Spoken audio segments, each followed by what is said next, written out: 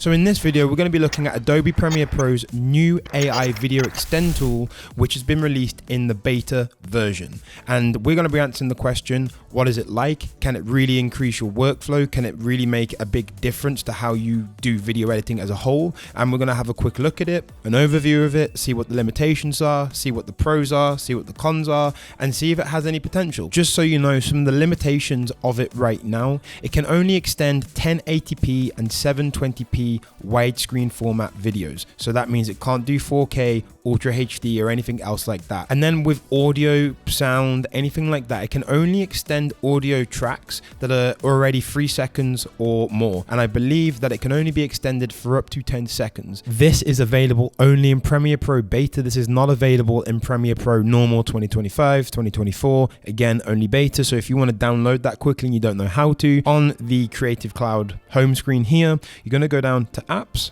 and then you're going to come across, oh, it's already in beta for me, but again, if it was on all apps, come across the beta at the top, and then here, this is where you'd see it, and this is where you download it. So again, you'd press download, but I've already got it, so I don't need to, but that's where you'll find it. So now jumping into my laptop, you're going to see this is the timeline down here, and I've got different examples of a few things that I want to show you, just going across. So this is a 1080p timeline, nothing more than that. So this first clip I've already auto-generated here, and I've already wanted to show you this just so you can see that I've took the clip as it is here and I've already extended it. So I've extended it as is, and just about I've done the cut just about as I said goodbye, and I wanted to see what it would do with the audio and the video still connected, and you just extend it that maximum of 2 seconds. The audio where it says AI generated, it means that is the AI generated audio, and then the same again for the video up here. Then if you come up to either one and you right click on it, you can press generate again, and then you can give them feedback. Them is in Premiere Pro, Adobe directly saying good output, poor output. So if we just jump into full screen, well actually no, I won't jump into full screen because you can see where it kicks in. If we just watch the whole thing.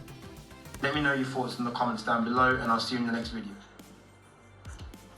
And you can just see, so the audio just dies off completely. It's not able to do anything with that. And then look also at the color shift. So you see just there, color shift, there. So that's the color shift that I'm on about there. That's something that is not great. I mean, you could, cut it and then add some color to it. And I mean, again, this is just, I haven't touched this, is straight out of camera, but you can see that is a clear color shift. So then again, now what I've done is I'm going to show you this in real time, how it does work. So I've cut, you see there's a clear cut here where my hand's going down, and I want to see what it will do if I extend the end of the clip. So again, so my hand's just going down. Just want to see what it will do, and we'll extend it. So what we're going to do is come over here to our magic little tool, and you see Generative Extend Tool, click it, and we're just going to drag it and extend the max length time, which is there. What I want to see with this one is how when the cut is separate from the main clip, how it acts with the sound then, how it acts with the motion of me doing all of that, and we can see now. So let's go ahead. And again, there's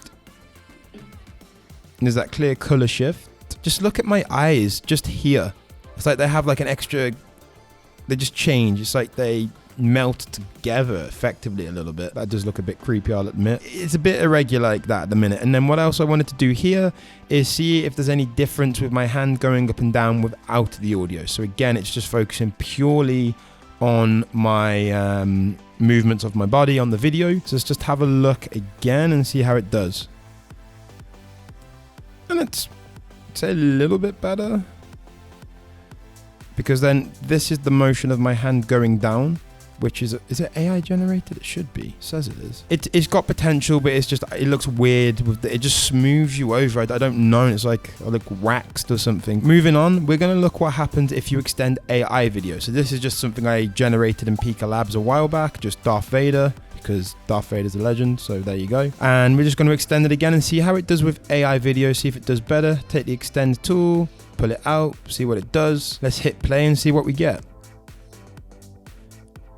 I mean, the actual, again, there's that weird thing with the lighting, and then it just changes and shifts it. But I mean, the actual motion of the movement So just going in, like the actual motion isn't bad. I just don't get why the color shifts so abruptly the whole time and it has like an extra shine on it. Now moving on to this clip. So this is the clip and listen to the sound. So the ambient sound, this is just straight out of camera. I filmed this in Thailand probably 7 years ago.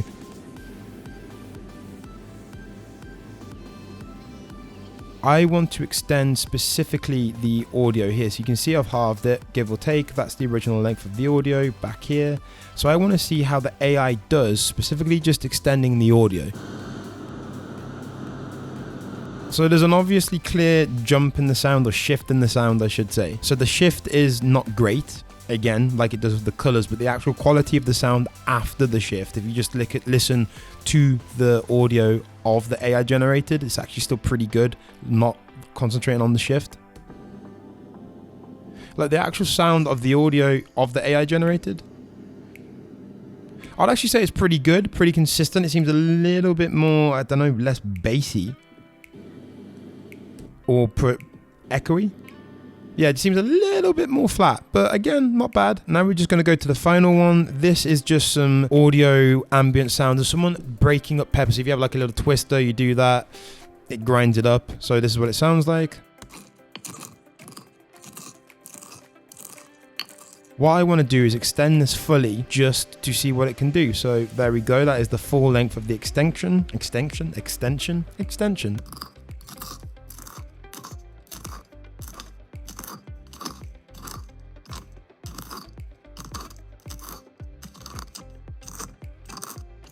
That's not bad. That's more subtle and a lot more smoother.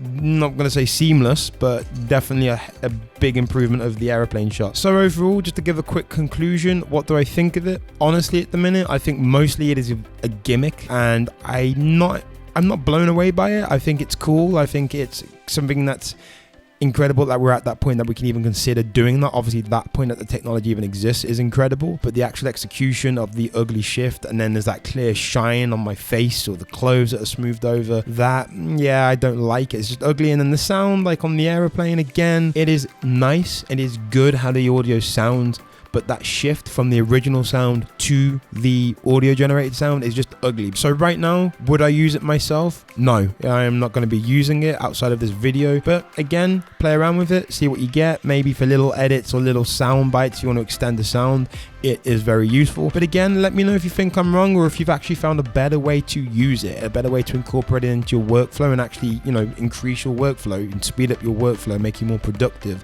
more optimized. But either way, like, comment, and subscribe to the channel. Let me know what you think down in the comments, and I'll see you in the next one.